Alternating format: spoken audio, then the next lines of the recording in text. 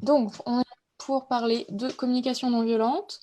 Euh, Pourquoi on fait ça? Parce que déjà, on est en confinement et du coup, c'est quelque chose qui peut être assez utile en qui est utile tout le temps, mais qui est particulièrement utile en période de confinement.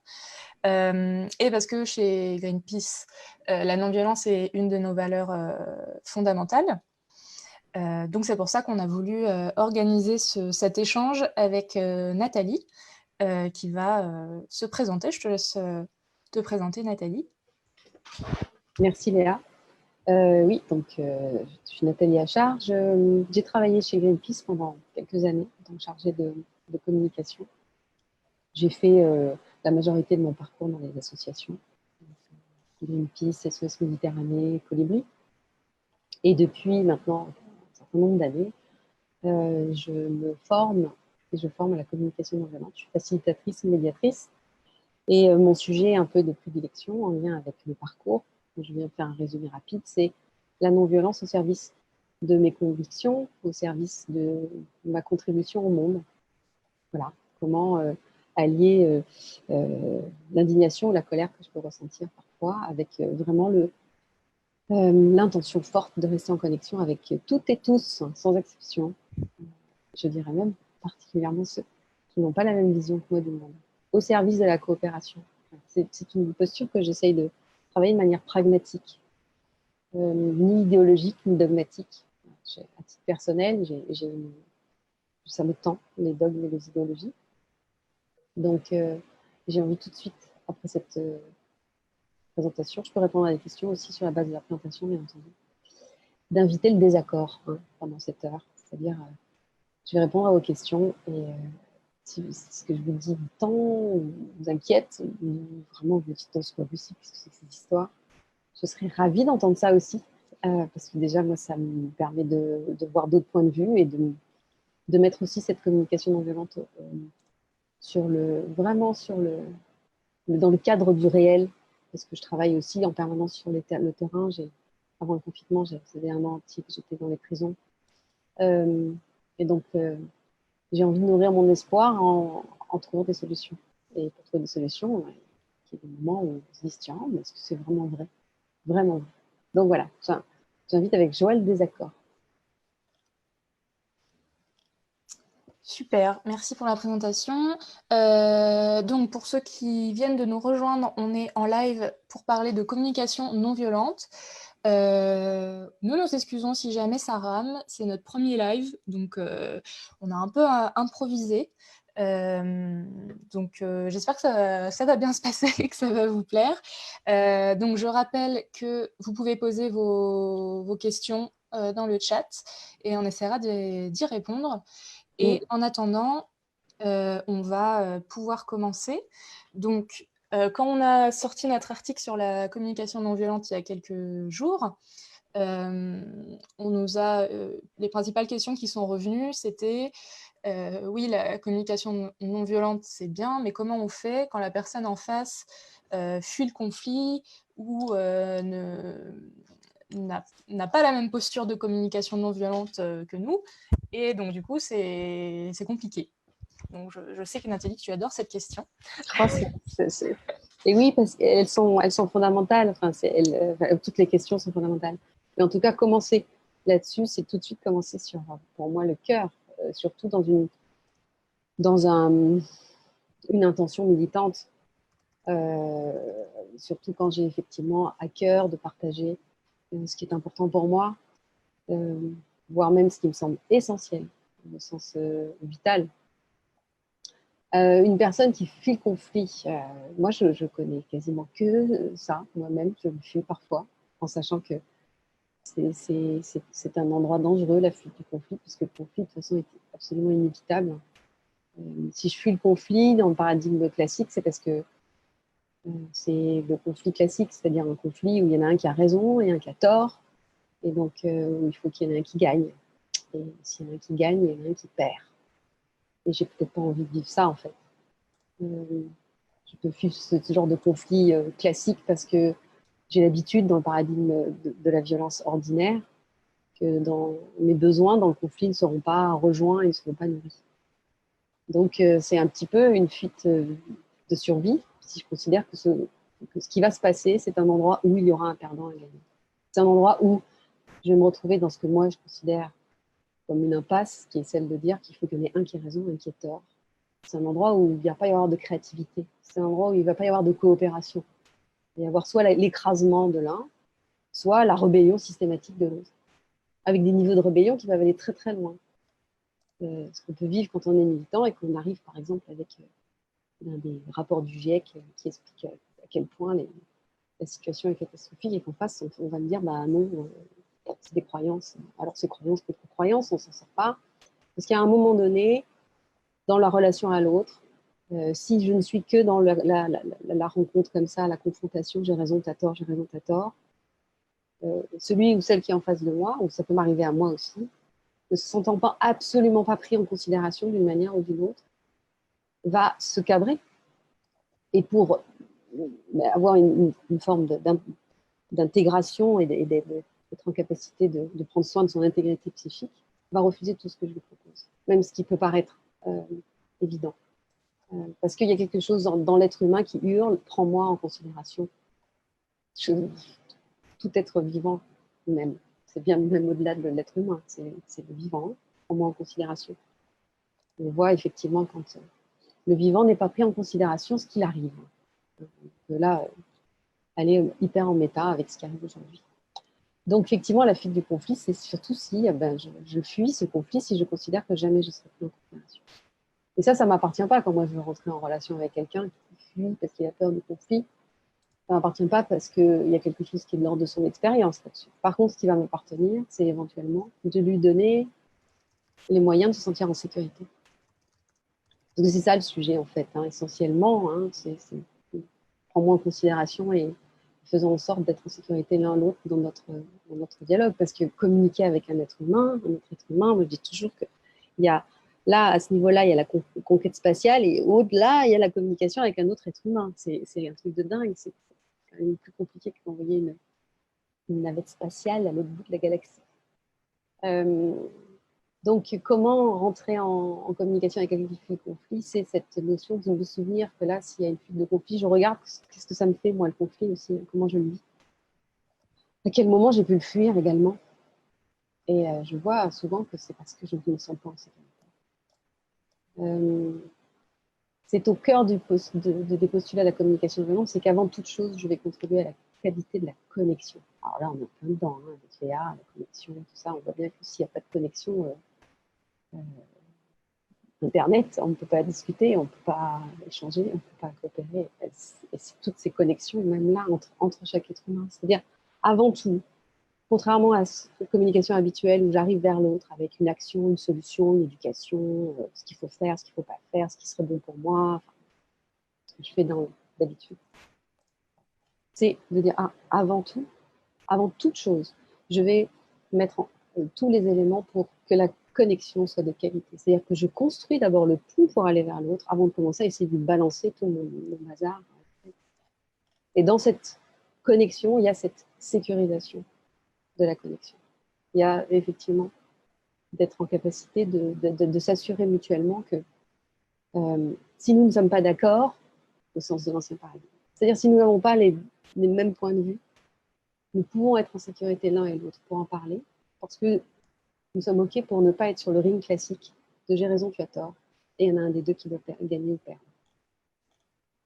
Donc, ça répond un peu indirectement aussi à la question, mais alors du coup, comment on fait si l'autre n'est pas en CLV, expression, comme si effectivement, il y a cette posture, effectivement, ce n'est pas un outil, c'est une posture, je suis d'accord.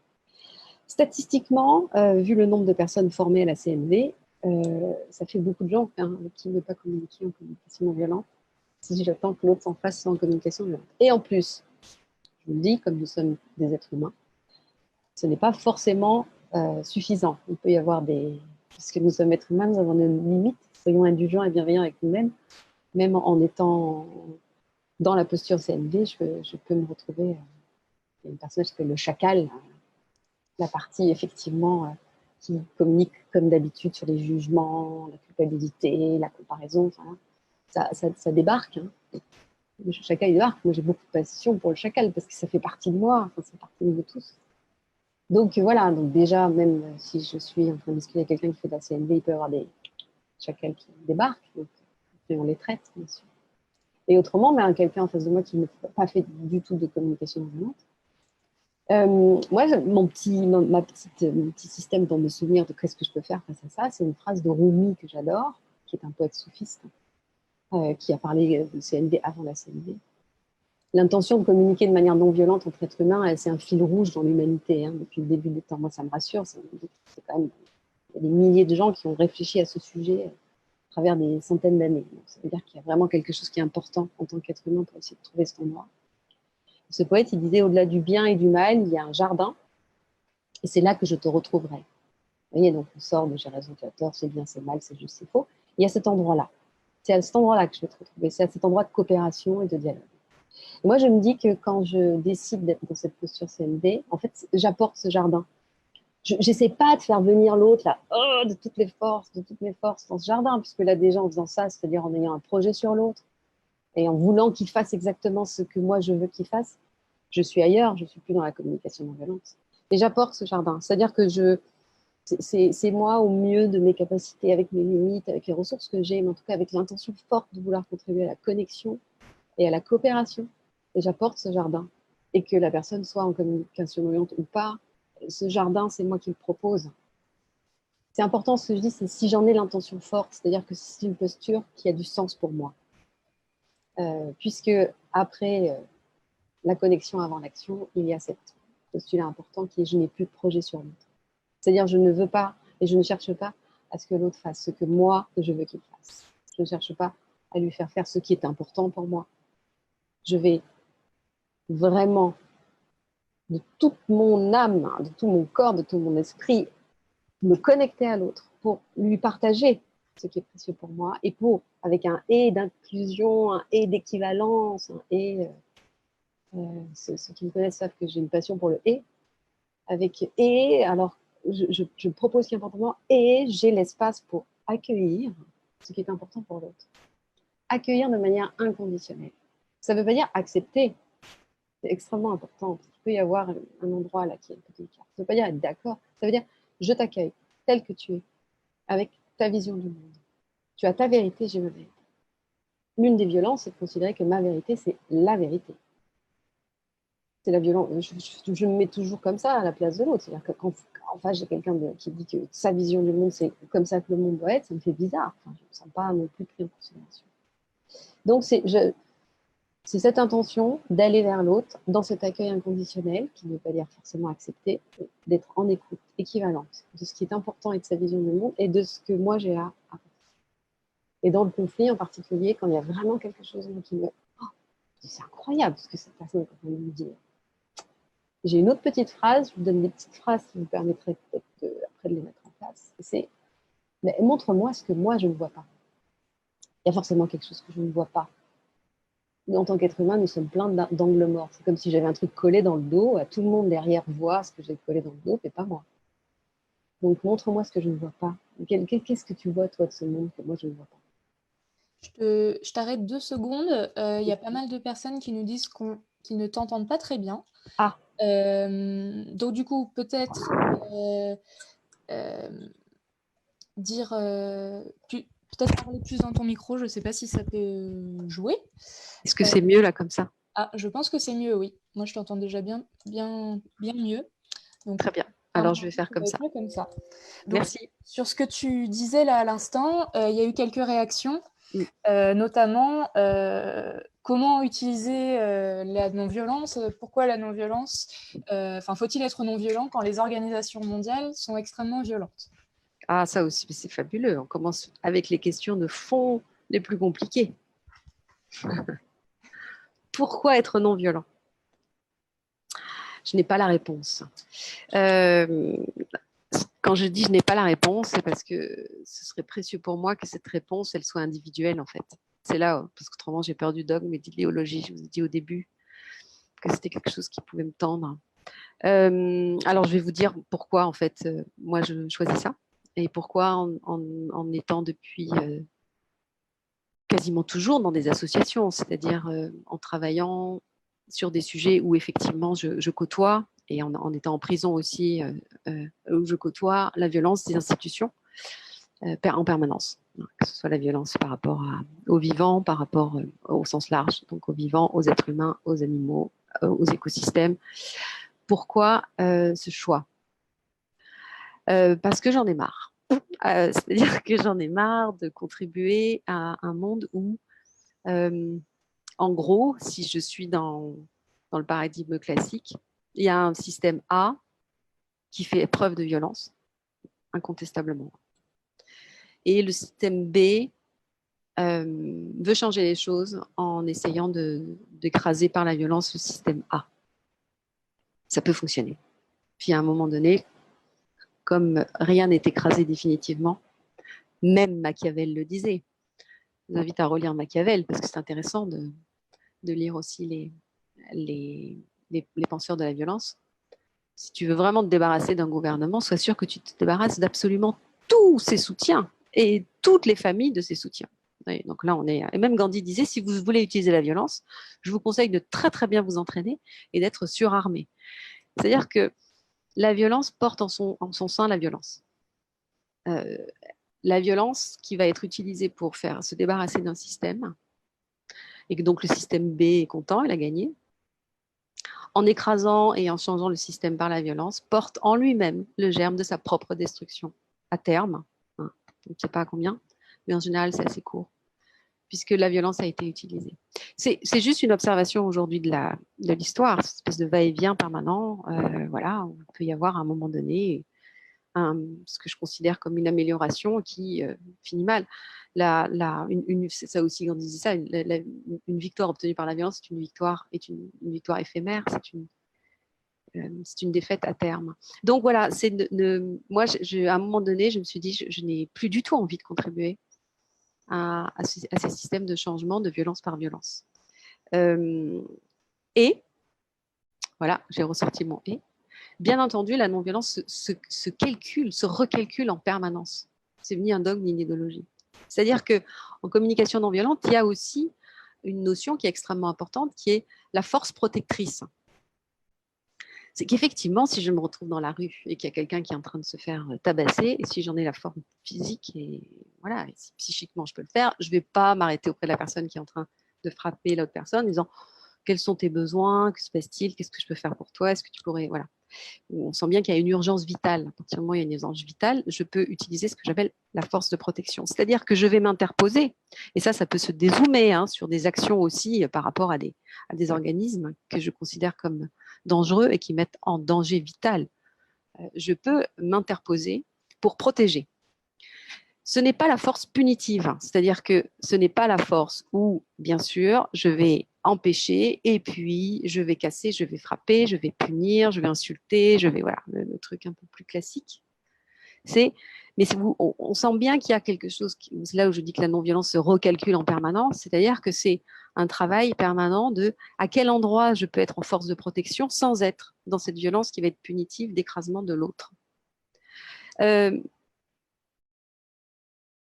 C'est évident que c'est très difficile de résister à la violence, de cette violence institutionnelle, quoi. Souvent derrière, après on me demande, mais y a-t-il des violences légitimes? Fameuse violence légitime, quoi. Là j'ai le droit de frapper, là j'ai le droit de... comme je vous donnais l'exemple très extrême de quelqu'un qui est en train de se faire maltraiter dans la rue où je vais être en force de protection, bien évidemment, mon objectif sera de le faire en utilisant le moins de violence physique, mais à partir du moment où je vais m'intercepter, il va se passer quelque chose. Et vous voyez bien que cette histoire, c'est pas tant de rendre légitime la violence. La violence légitime permet de faire n'importe quoi. Parce que la légitimité, c'est un tableau de bord, quoi. Qu'est-ce qui est légitime, qu'est-ce qui n'est pas légitime, qui décide ce qui est légitime. Vous voyez, tout de suite, on rentre dans des systèmes où après, ça va être une question de vision du monde. La violence, par elle-même, déjà, est de toute manière virale. À partir du moment où un système intègre la violence dans son système de fonctionnement, ce système intègre sa propre destruction. Voilà. C'est déjà un bon début de réponse, en tout cas. Alors, je regarde s'il y a d'autres questions. Vous m'entendez mieux là, au fait, avec le... Je pense que c'est mieux. En tout cas, il y a plus de réflexion comme quoi on ne t'entend pas. Donc on va dire c'est bon. N'hésitez pas à nous dire si techniquement c'est encore un peu compliqué, mais apparemment c'est mieux. Mieux. Alors, il y a Patricia qui nous dit sur le même sujet, je suis contre la violence sous toutes ses formes, mais le gouvernement est violent. Alors comment se protéger? Faut-il se mettre à genoux? Donc je ne sais pas si tu as d'autres choses à rajouter là-dessus. Oui, un tout petit quelque chose en complément, parce qu'effectivement, je pense que vous avez entendu que cette notion de force de protection implique qu'il y a de l'action et que je ne suis pas à genoux. Mais j'aime bien cette expression parce que du coup, ça me permet de rebondir sur le fait que la communication non violente n'est pas une communication de bisounours. Ça peut être parfois l'impression qu'on peut avoir. Ce n'est pas une communication où je me tais, où je suis d'accord avec tout le monde. Au contraire, c'est une communication qui me permet de m'exprimer en toute authenticité. Vraiment d'avoir de la clarté sur ce qui est important pour moi, d'avoir de la clarté sur la manière de l'exprimer en lien avec mes besoins. C'est une communication qui va m'inviter à changer de paradigme sur les paradigmes classiques du reproche, du jugement, de la culpabilisation, de la honte, en fait, de tout ce qui est aujourd'hui au sein de notre communication habituelle, au sein même de la structuration de la violence institutionnelle. Donc, face à la violence, face à ce que j'évalue comme de la violence, puisque je reviens toujours vers moi, c'est mon évaluation de ce qui est violent. L'objectif de cette non-violence n'est pas effectivement de se mettre à genoux. La force de protection, refuser ce qui se passe, ne pas participer, ne pas contribuer, protéger ce qui est protégeable, ça fait partie effectivement quand l'intention est de le faire sans casser, insulter, dénigrer, juger, culpabiliser, voilà. Tous ces termes que j'utilise là sont ce que j'appelle moi les outils du maître, c'est-à-dire effectivement ce qui aujourd'hui est dans notre manière de communiquer, d'interagir, d'éduquer aussi, hein, de vivre même le travail souvent, hein, ou de vivre la relation intime. Et si j'utilise ces mêmes outils, comme disait aussi Einstein, si je fais toujours la même chose, il ne faut pas que c'est de la folie d'imaginer que ça puisse changer, quoi. La folie, c'est de refaire toujours la même chose et de s'étonner d'obtenir le même résultat. Bah oui. Donc si j'utilise moi aussi dans ma communication et ma manière d'interagir avec l'autre et les autres les mêmes paradigmes de communication, avec ces outils du maître, je construis la maison du maître. Je ne peux pas construire autre chose, quoi. Donc l'idée n'est pas de se mettre à genoux, absolument. C'est d'avoir de la conscience sur ce que j'utilise et ce que je fais, voir à quoi je participe. Merci. Alors, on t'entend mieux. Par contre, on a des demandes pour peut-être parler un petit peu moins vite. Merci. Merci, parce que alors c'est un vrai sujet pour moi d'amélioration. Donc, merci pour ce feedback. Je vais parler moins vite. Merci beaucoup.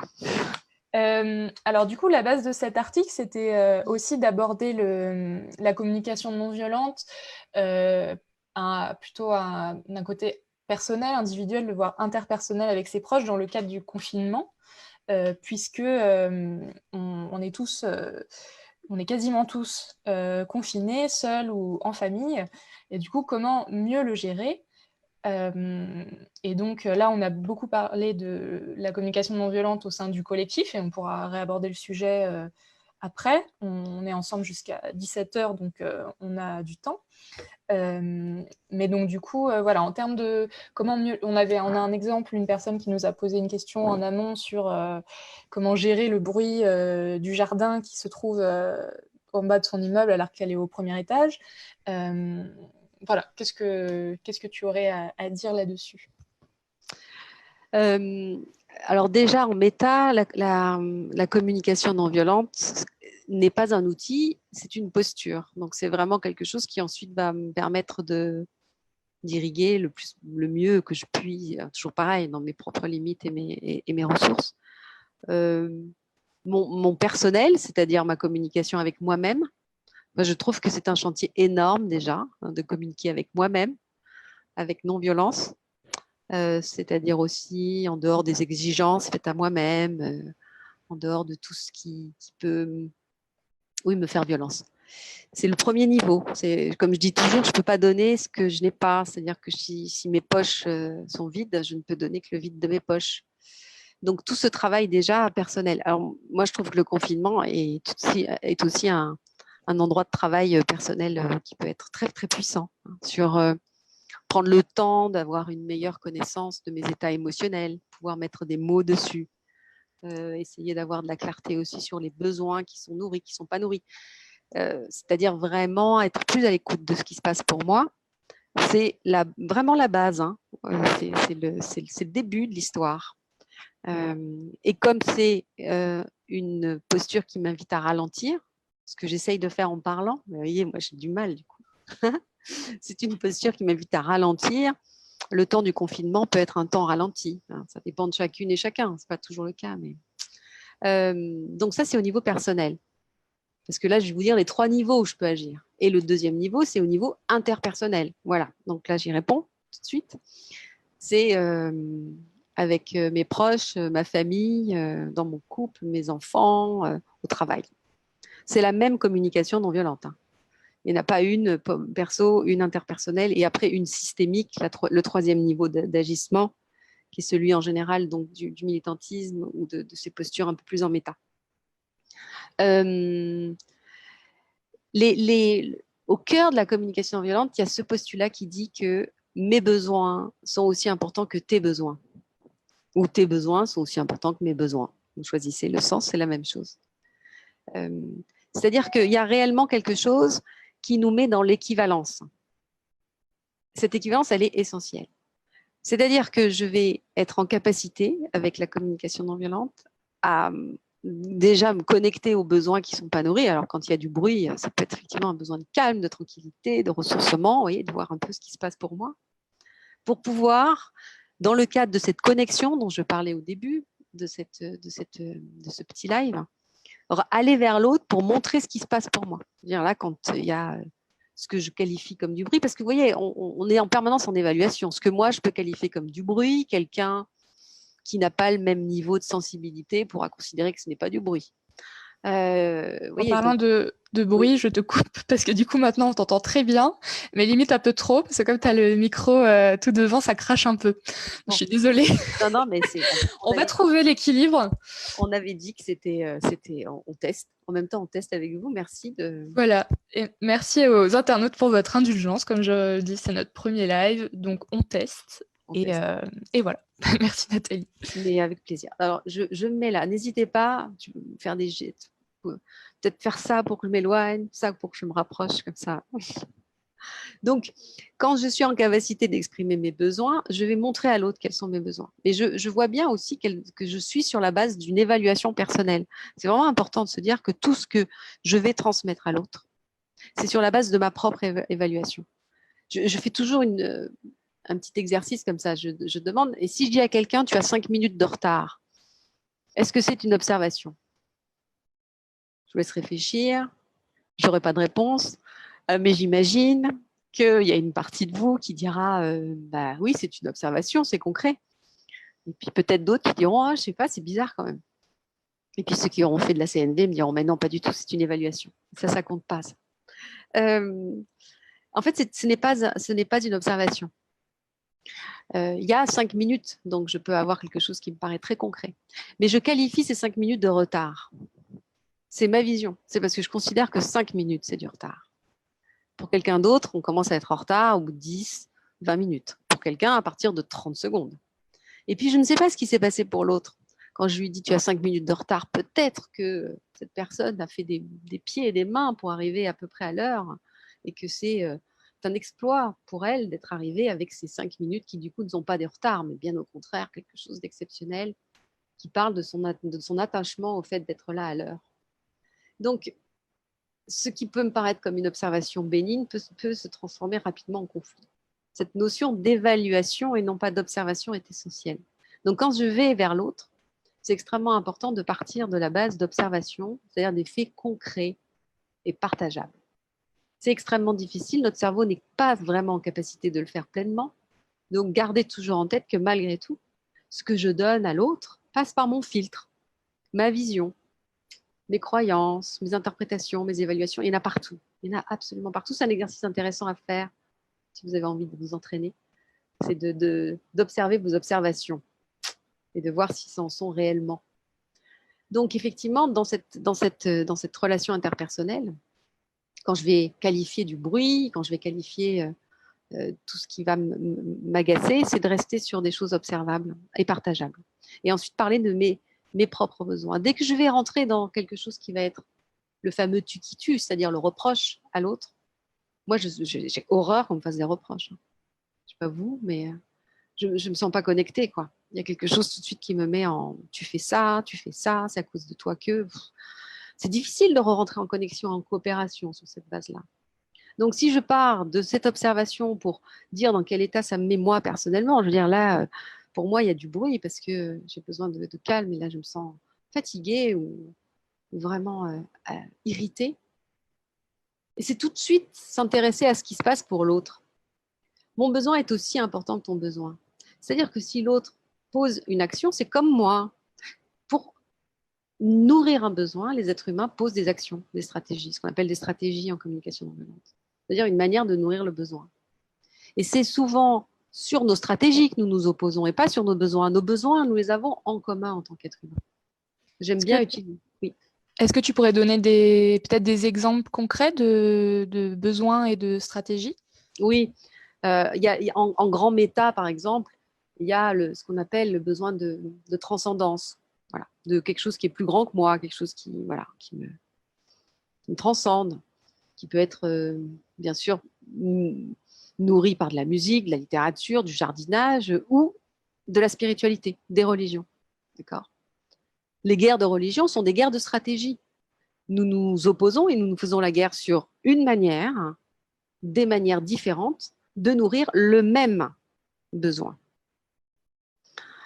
Un autre exemple issu de mon expérience de médiatrice, médiatrice amicale, là, 2 amis qui étaient en colocation. Déjà, c'est... Et voilà, au bout de quelques temps, il y a un gros conflit qui naît. Il y en a un, quand il rentre du travail, il met la musique à fond, ce que l'autre évalue comme à fond. Et puis l'autre, justement, qui évalue à fond, quand il rentre, il se précipite dans sa chambre. Il a besoin, dit-il, de silence.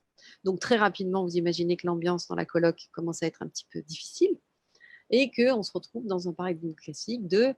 Il y en a un qui dit à l'autre, bah écoute, on est en coloc, moi je ne pensais pas que tu étais un moine, voilà, on est sur des jugements. L'autre qui dit, mais comment tu as été élevé? À partir du moment où tu vis avec quelqu'un, il faut respecter l'autre, tac, tac, tac, tac, tac. Ok.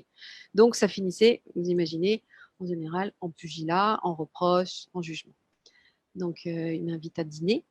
Et en fait, c'était un piège, c'était pour que je fasse une médiation. Et ça a été assez rapide, puisque je demande à celui qui dit avoir besoin de musique. On entend bien que la musique, ce n'est pas un besoin, c'est une stratégie. Tout le monde n'a pas besoin de musique. Ce n'est pas quelque chose que nous avons en commun, même si beaucoup de gens écoutent la musique. Et il me dit, bah, écoute, moi, quand je rentre du travail, je suis épuisée. Et j'ai besoin de je sais pas, ça me ressource, quoi, ça me calme. Et alors là, l'autre le regarde avec étonnement, comme s'il venait de découvrir son coloc. J'ai même pas eu à lui demander, et il lui dit, mais moi aussi, quand je rentre du boulot, j'ai des journées effarantes, j'ai besoin de calme, j'ai besoin de me ressourcer. Et là, il découvre quoi? Il découvre qu'il y en a un pour vivre du ressourcement. Il met sa musique un peu fort, de par l'évaluation de l'autre, et que l'autre préfère être dans le silence. Quand ils ont été en capacité de se voir l'un l'autre avec leurs besoins identiques, toi aussi, tu as des journées difficiles, tu as besoin de calme le soir, ils ont pu recommencer à dialoguer.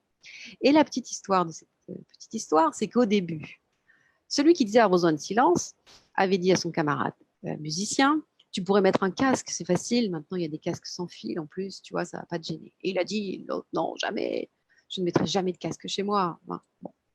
À la fin de cette très rapide médiation, pour laquelle je ne suis pas pour grand-chose, celui qui avait dit jamais de casque dit, bon, bah écoute, je vois que on a envie de la même chose, quoi. Bah écoute, ce que je te propose, c'est que je vais mettre un casque. C'est une blague de médiateur. Normalement, ça fait rire les médiateurs, ça. Bon. S'il y a des gens qui rient, c'est que vous êtes médiateur.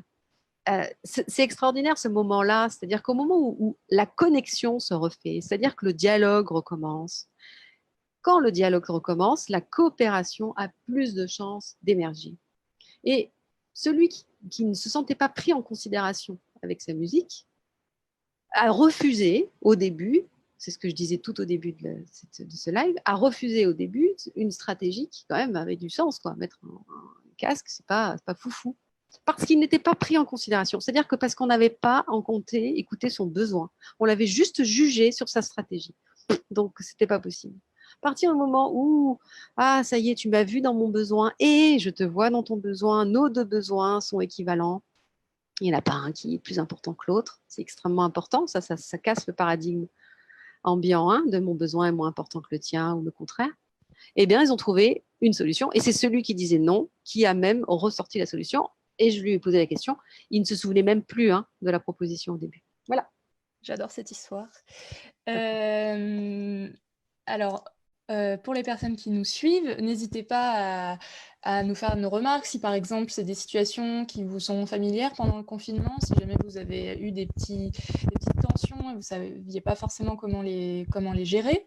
En attendant, il y avait tout à l'heure un commentaire qui disait, un commentaire d'Alex qui nous dit « Sommes-nous tous égaux face à la société? Vous espérez de la communication non violente, mais ne faudrait-il pas avoir juste de la communication à la base? Je pense qu'il y a un manque de communication entre humains à la base. Le rejet de la différence, par exemple, mène à la violence? Non.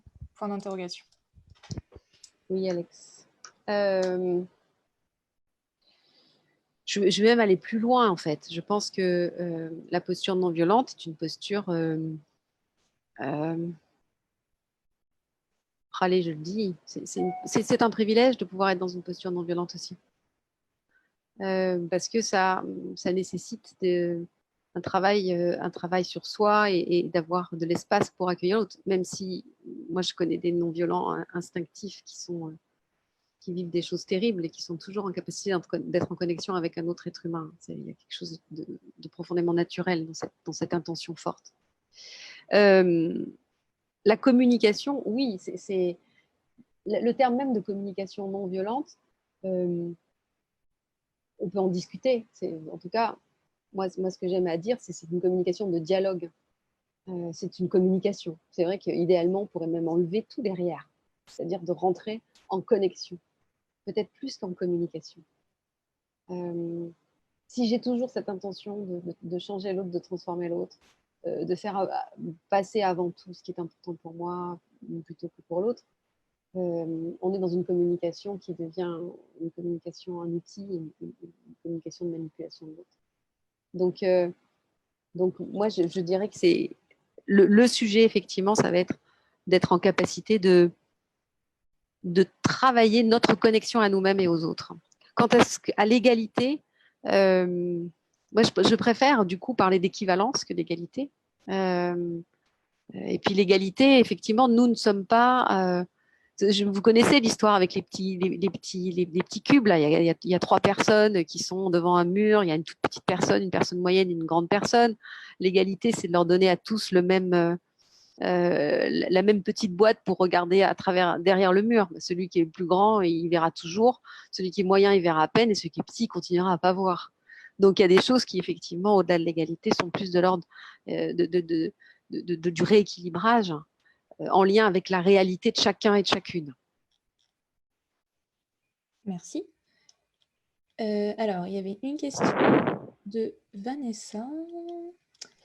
Selon vous, comment faire la différence entre réaction forte, qui est parfois nécessaire, ou peut-être simplement logique, et la violence? À partir de quoi il faut considérer et comprendre qu'une situation ou une communication est violente?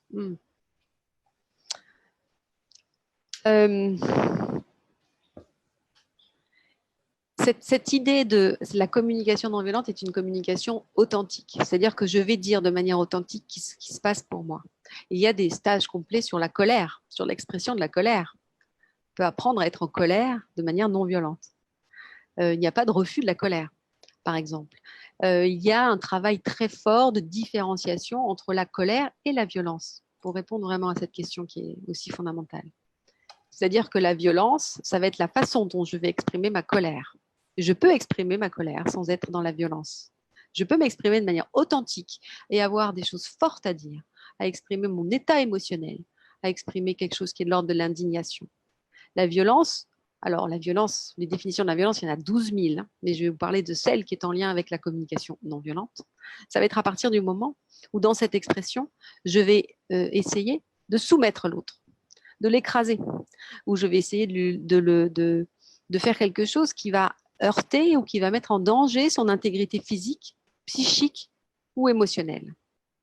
Où effectivement, on va se retrouver dans ce système de combat systématique où je vais raison et tu as tort, où je n'aurai pas d'espace d'accueil pour l'autre. L'autre devra être amené à se soumettre à mon point de vue. C'est là où effectivement, il y a cette notion d'intégrité de l'autre, et pas que physique, tous les trois, psychique et émotionnel aussi. Et cette communication violente ne dit pas non aux réactions fortes et authentiques, parce que c'est la vie aussi, parce que nous sommes traversés en permanence par des milliers d'émotions dans une journée. Je vais vous inviter à faire un petit exercice un jour. Le confinement s'y prête à merveille. Vous avez une journée de confinement, blague. Vous prenez un petit carnet, un minuteur, un crayon. Donc, au niveau matériel, c'est extrêmement simple. Et puis, je ne sais pas, à peu près toutes les heures, vous mettez votre minuteur toutes les heures. Et puis, vous prenez votre carnet et une liste d'états émotionnels que vous pouvez trouver sur le site de la communication non violente ou dans des livres de communication non violente.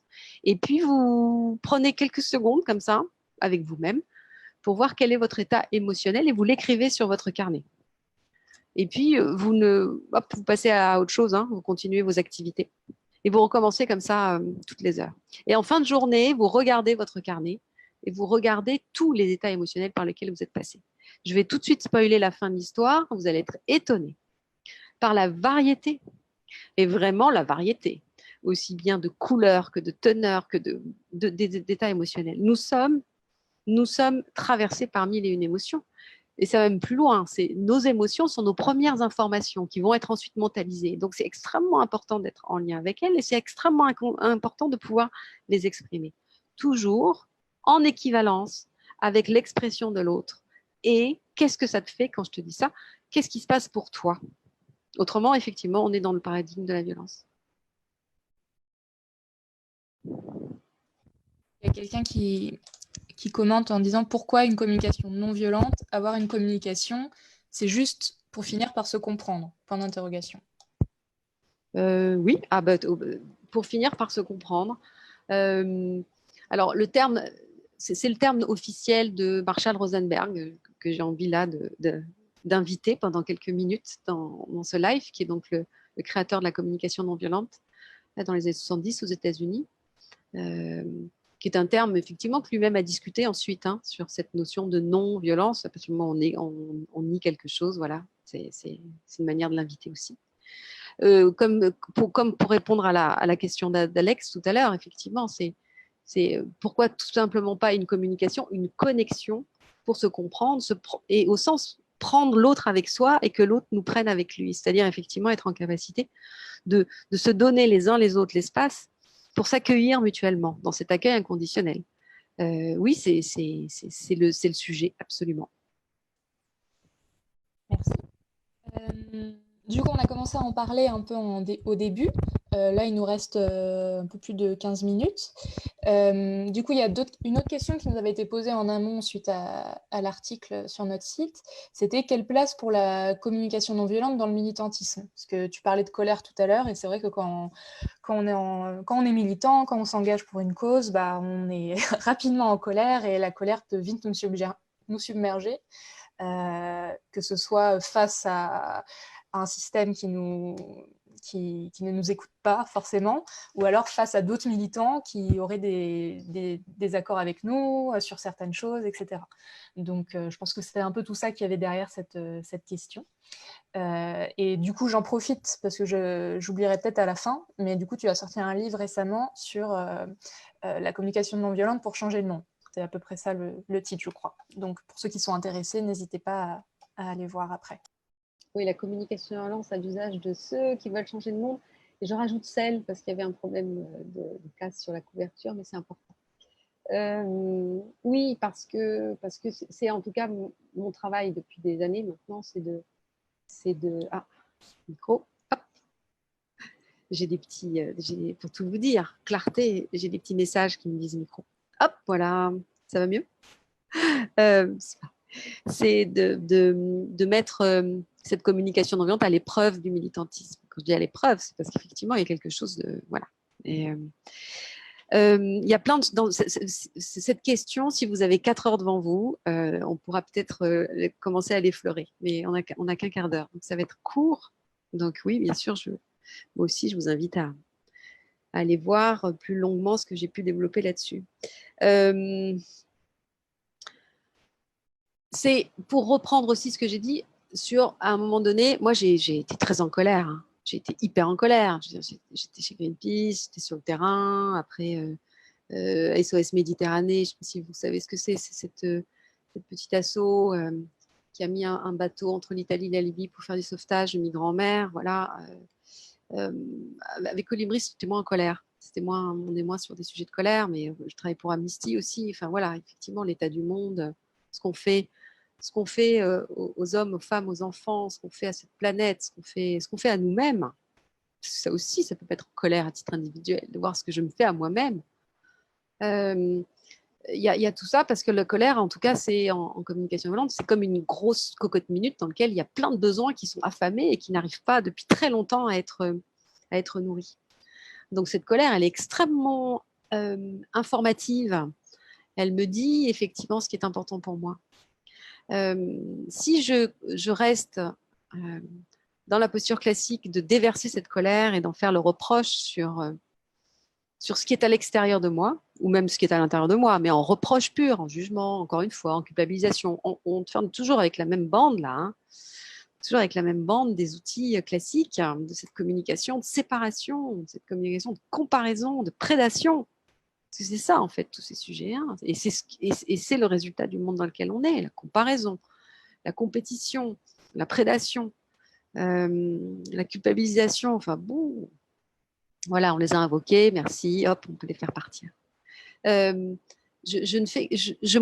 n'avais l'impression que de continuer, même de mon point de vue militant, même de mon point de vue de vision du monde, que je voulais plus respectueux, plus serein, plus durable, plus en paix, de construire tout ça avec des mains de violence. Et on dire, essayer de faire un travail extrêmement précis, délicat, sur de la porcelaine blanche avec des mains toutes dégoûtantes. C'est ça l'impression que ça me donnait. En continuant à utiliser effectivement le paradigme de la violence et donc de la confrontation en disant que les autres sont vraiment des abrutis, quoi. Mais comment est-ce que c'est possible d'être aussi débile que ça? Et ben, je me disais que a priori, en face, ils pouvaient dire exactement la même chose que moi et ça allait durer hyper, hyper longtemps. Donc, la place de la CNV dans le militantisme, pour moi, est une place de recherche. Il n'y a pas de réponse toute faite. Il n'y aura jamais, à mon avis, de réponse toute faite, puisque, comme je vous disais au début, ça se recalcule en permanence, la non-violence. C'est tous les jours, à chaque instant, même à chaque prise de décision.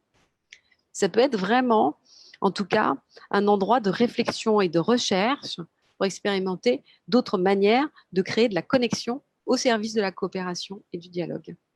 Parce que ça n'empêche pas, ma vision du monde n'a pas changé. Si, il y a une grosse partie qui a changé par rapport justement à je n'utilise plus ces outils classiques. Mais en tout cas, mon aspiration à nourrir des besoins, contribuer au bien-être des êtres qui me sont chers, pour moi, une des stratégies, c'est de faire en sorte que nous ayons une alimentation, que tout le monde ait une alimentation de qualité. C'est ma stratégie. Hein. C'est parce que je pense que c'est hyper important. Donc, je continue à partager ça avec le monde autour de moi. Je continue à agir soit au niveau personnel, interpersonnel ou systémique, hein, avec cette conviction-là. Mais maintenant, je la partage avec l'autre. Je lui dis, regarde, j'ai un trésor. Quoi. J'ai un trésor et j'aimerais le partager avec toi. Donc, je continue à être effectivement dans cette envie de contribuer de montrer, de partager, mais autrement que dans le désir de soumettre l'autre à ma pensée. Alors oui, n'hésitez pas à nous poser des questions là-dessus. Il y a une personne qui nous demandait alors, quand peut-on juger qu'une discussion est intrusive? Et une autre question, Ne pensez-vous pas également que pour apprivoiser sa violence, il est important de voir ce que cette violence peut bien vouloir nous dire de notre histoire? J'adore. On n'a plus que 9 minutes. Quand est-ce qu'une communication est intrusive? Dès que je sens que c'est intrusif, c'est que c'est intrusif. C'est important ça, hein, de faire confiance aussi à ce que je ressens, à ce qui se passe pour moi. Ah, tac, micro. Dès que je sens quelque chose, hein, vraiment, c'est aussi une invitation à avoir confiance dans ce que je sens. Dès que je sens qu'elle est intrusive, elle est intrusive. Et il n'y a aucune raison pour que je l'accepte. Voilà.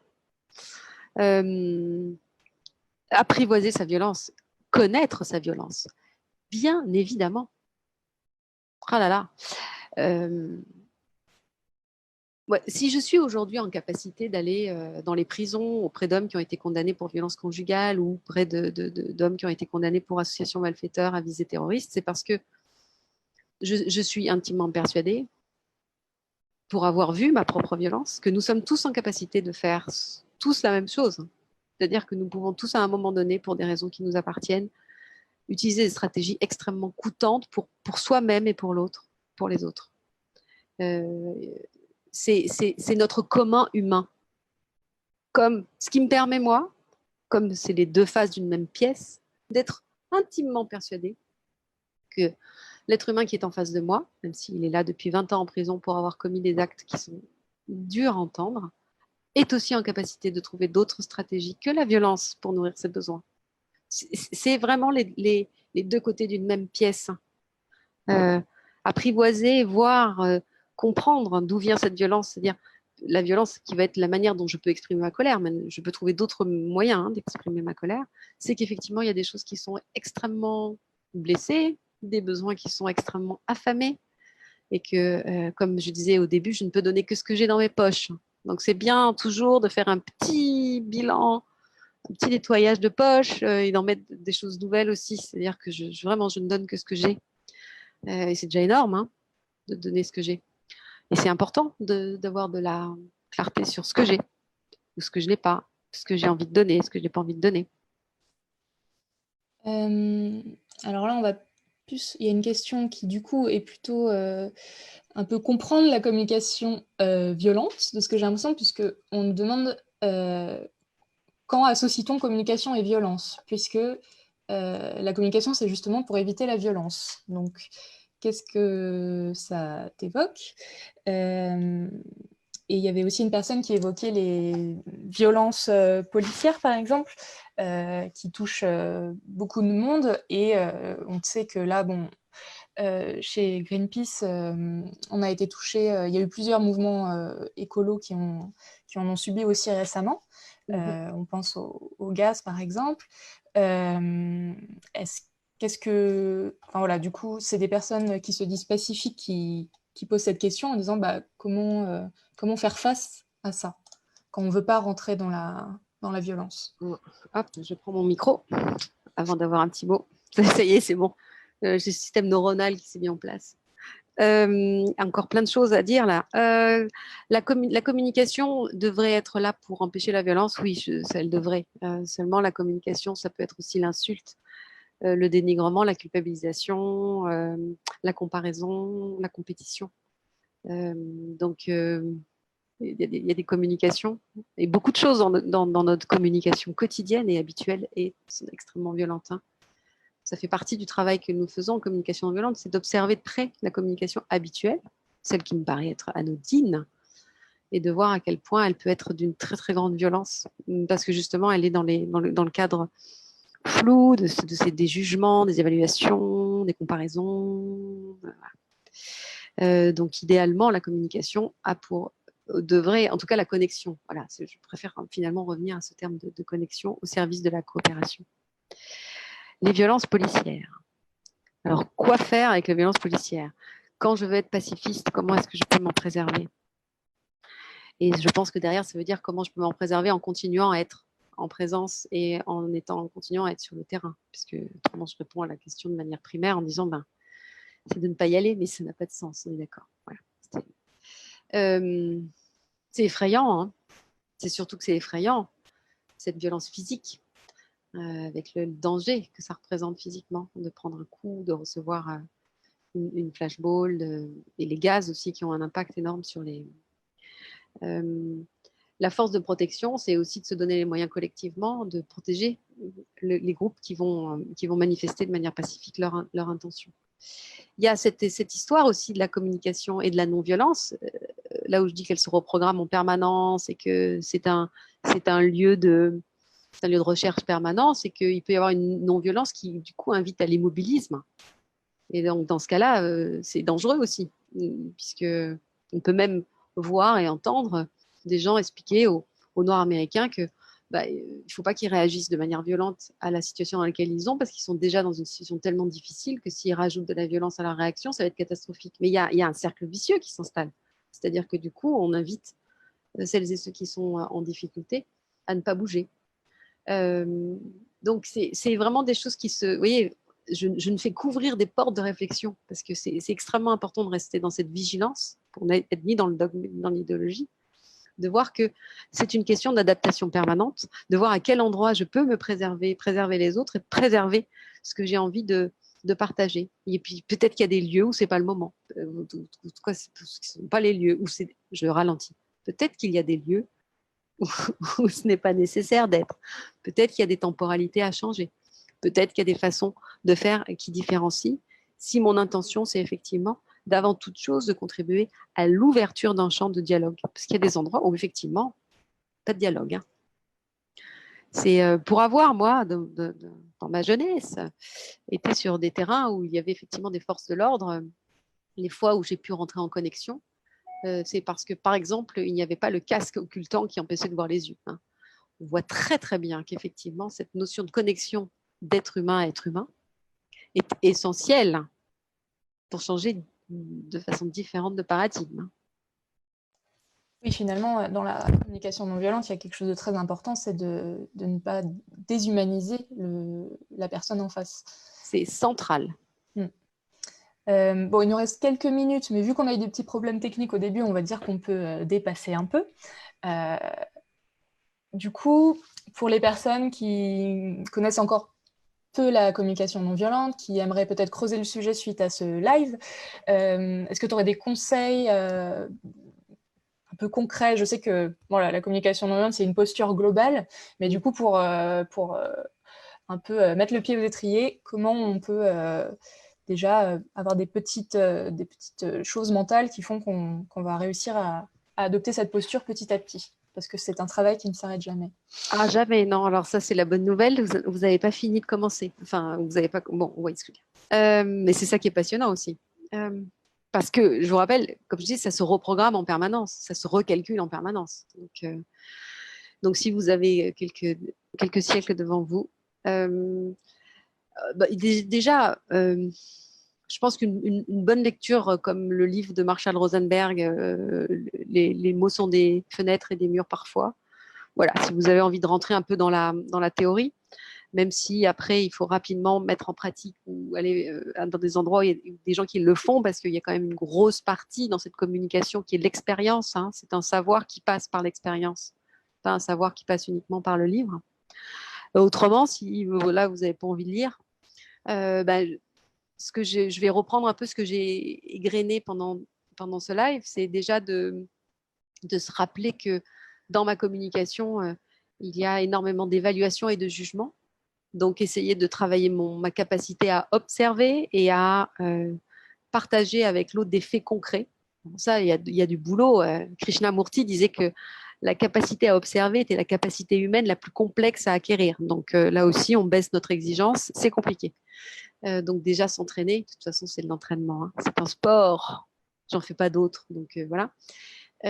Après, il y a ma capacité à exprimer ce que je ressens déjà à moi-même. Donc, le petit exercice avec une liste de sentiments que vous trouverez sur tous les sites de communication non violente.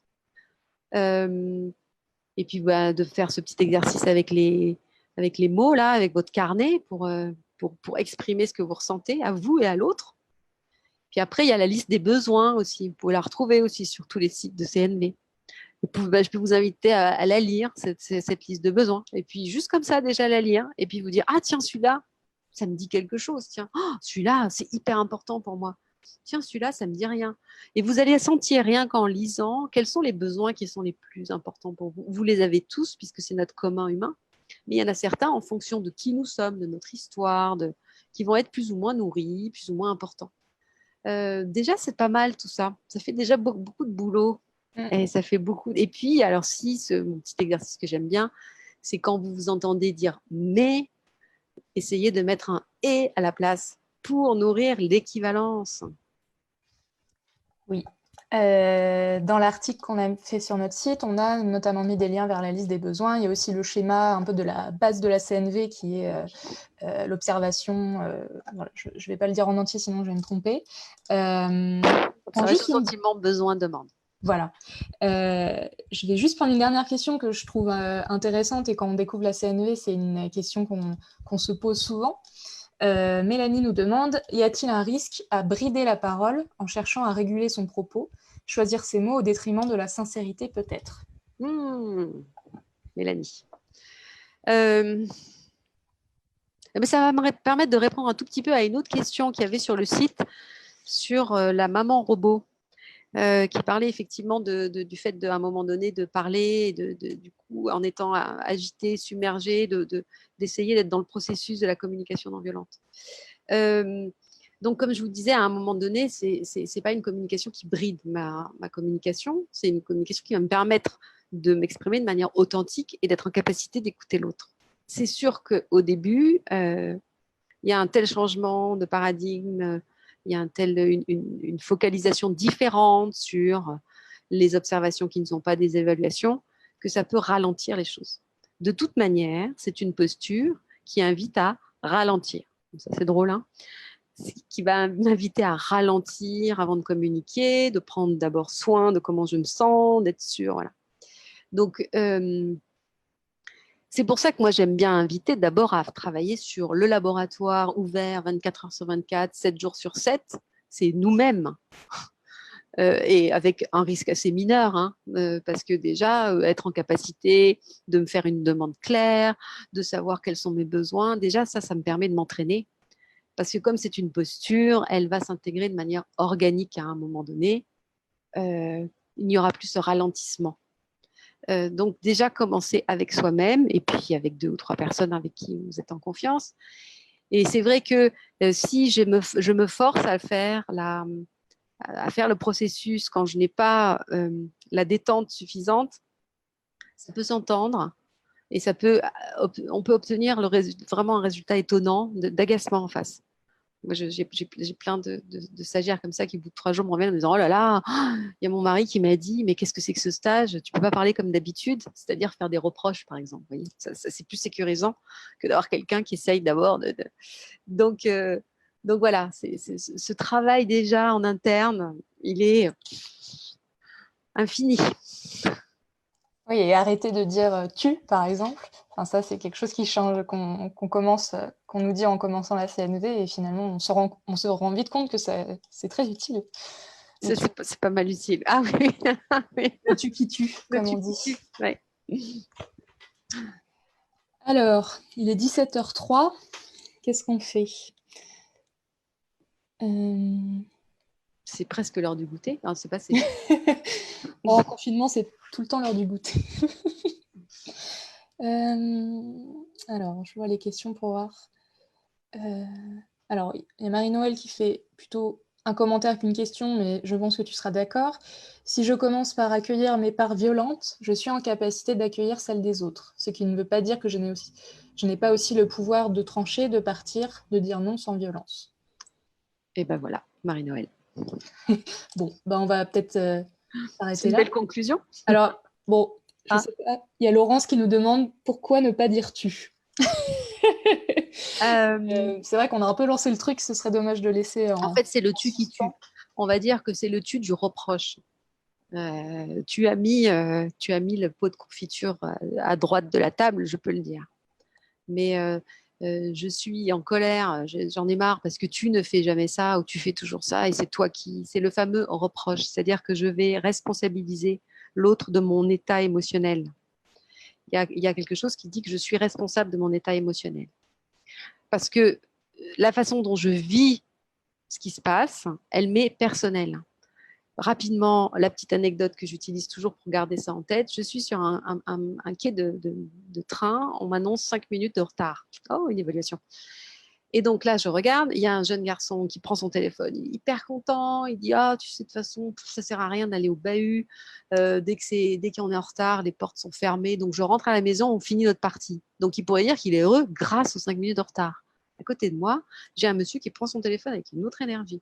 Il y en a marre, de toute façon, c'est toujours la même chose, on ne peut pas compter sur la SNCF, il y a 5 minutes de retard, et donc je vais devoir tout décaler. Et visiblement, il a une journée qui va être complètement catastrophique. Et il peut dire qu'il est mécontent à cause des 5 minutes de retard. D'accord? Donc là, il va mettre un reproche sur les 5 minutes de retard. S'il était en vacances, ça lui ferait rien du tout.